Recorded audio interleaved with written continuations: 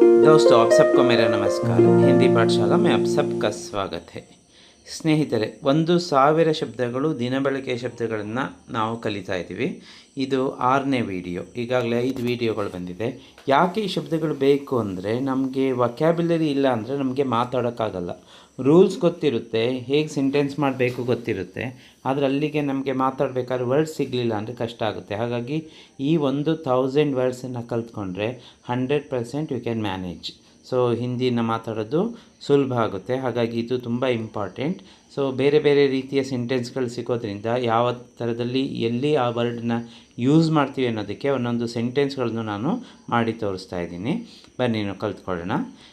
ಕೆಲವು ಈಗ ಇದು ಅಫಿಷಿಯಲಿ ಕೆಲವು ಫಂಕ್ಷನ್ಸು ಅದು ಇದು ಎಲ್ಲ ಇದ್ದಾಗ ಕೆಲವು ವರ್ಡ್ಸನ್ನೆಲ್ಲ ಜಾಸ್ತಿ ಯೂಸ್ ಮಾಡ್ತೀವಿ. ಡೈಲಿ ಯೂಸಲ್ಲಿ ಅಂಥದ್ದು ಕಡಿಮೆ ಇರುತ್ತೆ. ಈಗ ಸತ್ರ ಅಂದರೆ ಅಧಿವೇಶನ ಅಂತ. ಈಗ ವಿಧಾನಸಭಾ ಕಾ ಸತ್ರ, ಲೋಕಸಭಾ ಕಾ ಸತ್ರ ಹೇಳ್ತೀವಲ್ಲ, ಅದೇ ಥರ ಸೆಷನ್ಸ್ ಏನು ಹೇಳ್ತೀವಲ್ಲ ಇಂಗ್ಲೀಷಲ್ಲಿ ಸೆಷನ್ಸ್, ಅದಕ್ಕೆ ಅಧಿವೇಶನ ಅಂತ ಹೇಳ್ತೀವಿ. ವಿಶೇಷ ಅಧಿವೇಶನ ಈಗ ಶುರುವಾಗಲಿದೆ. ವಿಶೇಷ ಅಧಿವೇಶನ ಈಗ ಶುರುವಾಗಲಿದೆ. ವಿಶೇಷ ಸತ್ರ ಅಬ್ ಶುರು ಹೋನೆ ವಾಲಾ ಹೇ. ಸೆಷನ್ ಅನ್ನೋದಕ್ಕೆ ಹಿಂದಿನಲ್ಲಿ ಸತ್ರ ಅಂತ ನಾವು ಹೇಳ್ತೀವಿ. ವಿಶೇಷ ಸತ್ರ ಅಬ್ ಶುರು ಹೋನೆ ವಾಲಾ ಹೇ. ಪಹಲಾ ಸತ್ರ ಫಸ್ಟ್ ಸೆಷನ್, ದೂಸರಾ ಸತ್ರ ಸೆಕೆಂಡ್ ಸೆಷನ್, ತೀಸರಾ ಸತ್ರ ಥರ್ಡ್ ಸೆಷನ್, ಆ ಥರ ಹೇಳ್ತೀವಿ. ಸಮಾರೋಹಕ್ಕೆ ಸಮಾರಂಭ, ಕನ್ನಡದಲ್ಲಿ ಸಮಾರಂಭ ಅಂತೀವಲ್ಲ, उसके लिए हिंदी में क्या बोलते हैं? समारोह बोलते हैं. ಕನ್ನಡ में एक वाक्य देखेंगे. ಇಂದು ಹಿಂದಿ ದಿನಾಚರಣೆ ಸಮಾರಂಭವಿದೆ ಅಂತ ಹೇಳಬೇಕಾ? ಇಂದು ಹಿಂದಿ ದಿನಾಚರಣೆ ಸಮಾರಂಭವಿದೆ. ಆಜ್ ಹಿಂದಿ ದಿವಸ್ ಸಮಾರೋಹ ಹೈ. ಇದೆ ಅಂದರೆ ಹೈ. ಆಜ್ ಹಿಂದಿ ದಿವಸ್ ಸಮಾರೋಹ ಹೈ. ಇತ್ತು ಅಂದರೆ ಥಾ ಮಾಡಿದ್ರೆ ಆಯಿತು. ಆಜ್ ಹಿಂದಿ ದಿವಸ್ ಸಮಾರೋಹ ಥಾ. ಸಭಾ ಅಂದರೆ ಸಭೆ, ಏನು ಮೀಟಿಂಗ್ ಮಾಡ್ತೀವಲ್ಲ, ಮೀಟಿಂಗಿಗೆ ಸಭೆ ಅಂತ ಹೇಳ್ತೀವಿ. ಮಂತ್ರಿಗಳು ಇಂದು ಒಂದು ಸಭೆ ಕರೆದಿದ್ದಾರೆ. ಹಿಂದಿ ಮೇ ಕೈಸೆ ಬೋಲ್ತೆ ಹೇ? ಹಿಂದಿ ಮೇ ಕ್ಯಾ ಹೇ ಇಸ್ಕೆ ಲಿಯೆ ವಾಕ್ಯ? ಇಲ್ಲಿ ಮಂತ್ರಿನೇ ಆಜ್ ಏಕ್ ಸಭಾ ಬುಲಾಯಿ ಹೇ. ಮಂತ್ರಿನೇ ಆಜ್ ಇಂದು ಏಕ್ ಸಭಾ ಬುಲಾಯಿ ಹೇ. ಸೊ ಸಭಾ ಅಂದರೆ ಮೀಟಿಂಗ್. ಅದೇ ಥರ ಇನ್ನೊಂದು ವರ್ಡ್ ಇದೆ, ಬೈಠಕ್. ಬೈಠಕ್ ಅಂದ್ರೂ ಸೇಮ್ ಮೀನಿಂಗ್, ಬೈಠಕ್ ಅಂದ್ರೂ ಸೇಮ್. ಇದು ಸ್ತ್ರೀಲಿಂಗ್ ವರ್ಡ್, ಸಭಾನು ಸ್ತ್ರೀಲಿಂಗ್, ಅದಕ್ಕೆ ಬುಲಾಯಿ ಹೇ ಬಂತಂತಲ್ಲಿ. ಬೈಠಕ್ ಸಭೆ. ಹಿಂದಿ ಸಂಘದ ಸಭೆ ನಾಳೆ ಇರುವುದು. ಹಿಂದಿ ಸಂಘಕ್ಕೆ ಬೈಠಕ್ ಕಲ್ ಹೋಗಿ. ಬೈಠಕ್ ಸ್ತ್ರೀಲಿಂग शब्द है, इसलिए होगी का प्रयोग किया है. हिंदी संघ की बैठक कल होगी.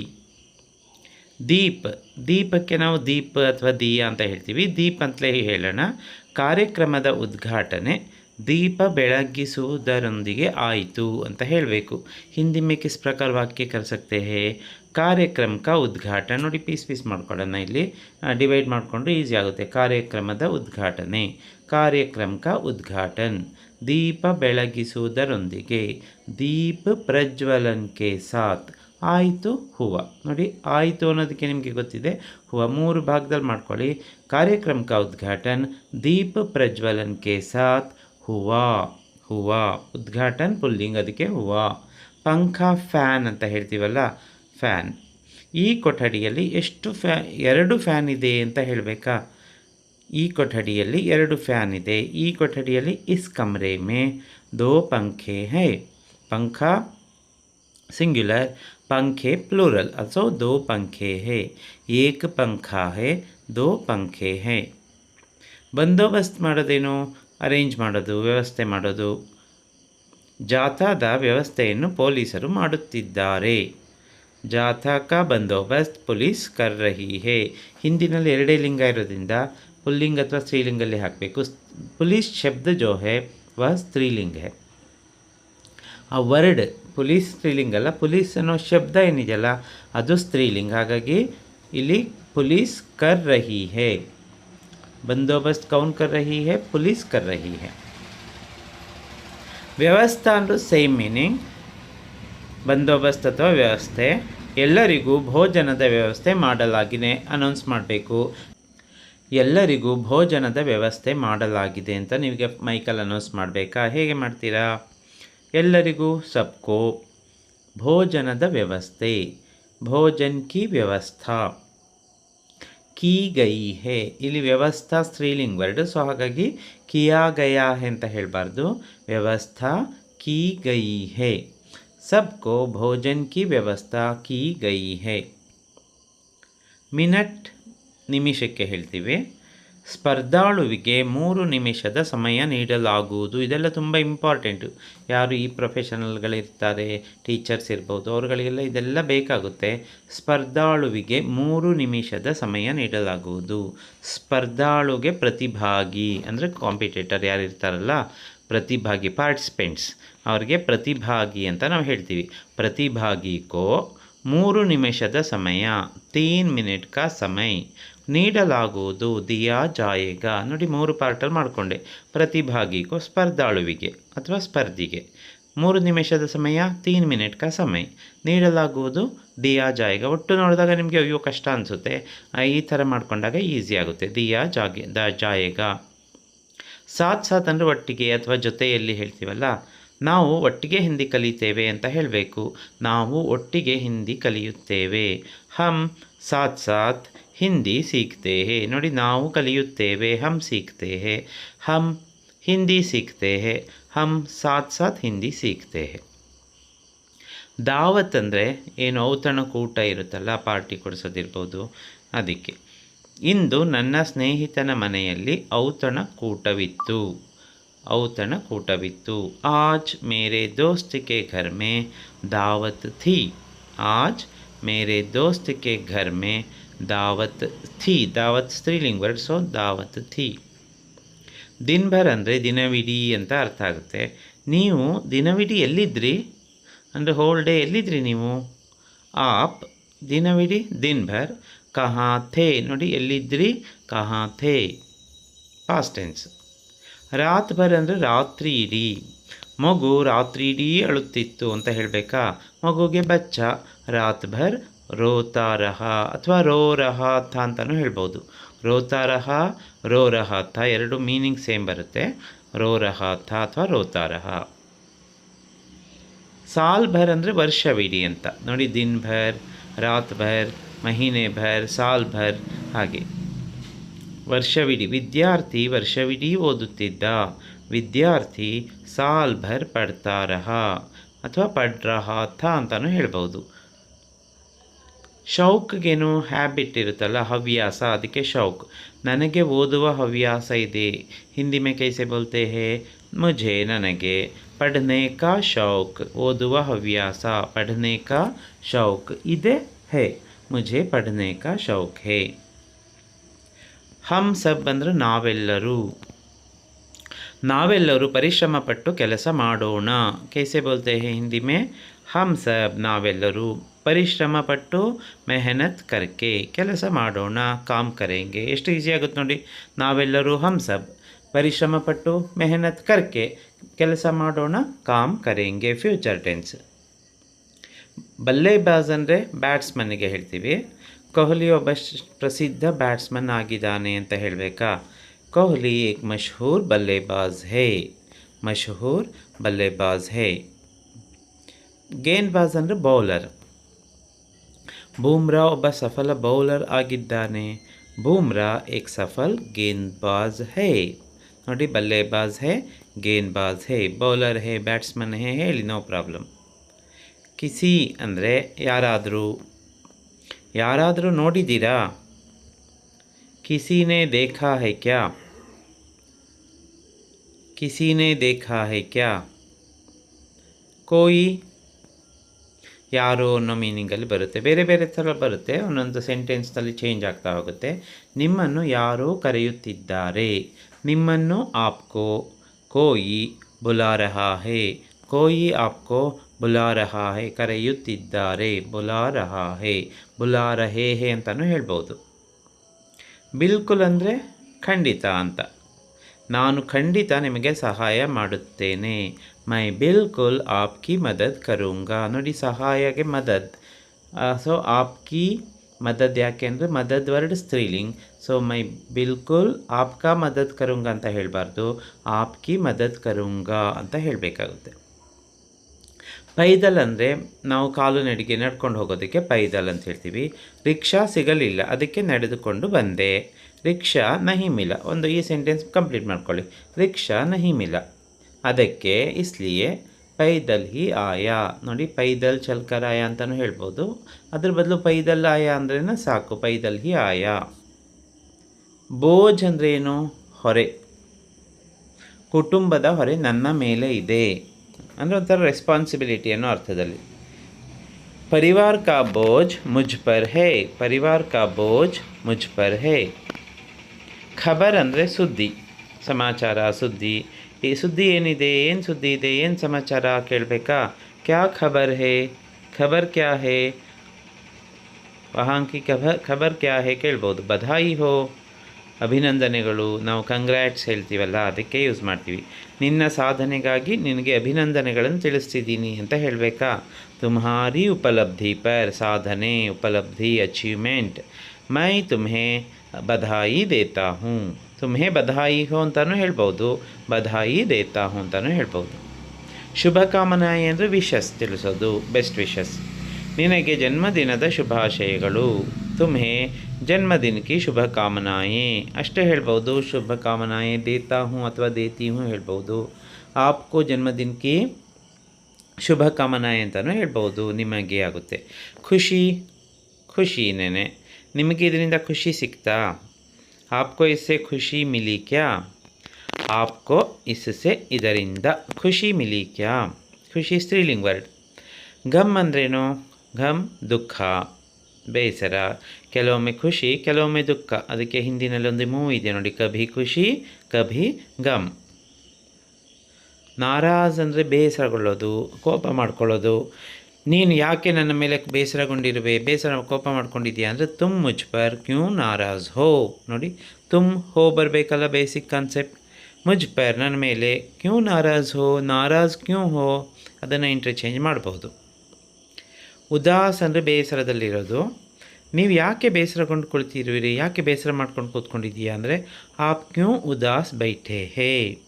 ವೇ ಉದಾಸ್ ಹೋಕರ್ ಚಲೆ ಗಯೇ, ಅವರು ಬೇಸರ ಮಾಡಿಕೊಂಡು ಹೊರಟು ಹೋದರು. ವೇ ಉದಾಸ್ ಹೋಕರ್ ಚಲೆ ಗಯೇ, ಅವರು ಉದಾಸಗೊಂಡಿದ್ದರು. ವೇ ಉದಾಸ್ ಥೇ. ಅಫ್ಸೋಸ್ ಅಂದರೆ ವಿಷಾದ ವ್ಯಕ್ತಪಡಿಸಿವಿಲ್ಲ, ಅಯ್ಯೋ ಹೀಗಾಯ್ತಲ್ಲ ಅಂತ. ನಿಮಗೆ ಸಹಾಯ ಮಾಡಲು ರಿಗ್ರೆಟ್. ನಿಮಗೆ ಸಹಾಯ ಮಾಡಲು ಸಾಧ್ಯವಾಗದ್ದಕ್ಕೆ ವಿಷಾದ ವ್ಯಕ್ತಪಡಿಸುತ್ತೇನೆ. ಅಫ್ಸೋಸ್ ಮೈ ಆಪ್ಕಿ ಮದದ್ ನಹಿ ಕರ್ ಸಕಾ. ಅಫ್ಸೋಸ್ ಮೈ ಆಪ್ಕಿ ಮದದ್ ನಹಿ ಕರ್ ಸಕಾ. ಲೋಗ್ ಅಂದರೆ ಪೀಪಲ್, ಜನ. ನಿಮ್ಮ ಮನೇಲಿ ಎಷ್ಟು ಜನ ಇದ್ದೀರಾ? ಹಿಂದಿ ಮೇ ಪೂಛಿಯೇ, ನಿಮ್ಮ ಮನೆಯಲ್ಲಿ ಎಷ್ಟು ಜನ ಇದ್ದೀರಾ?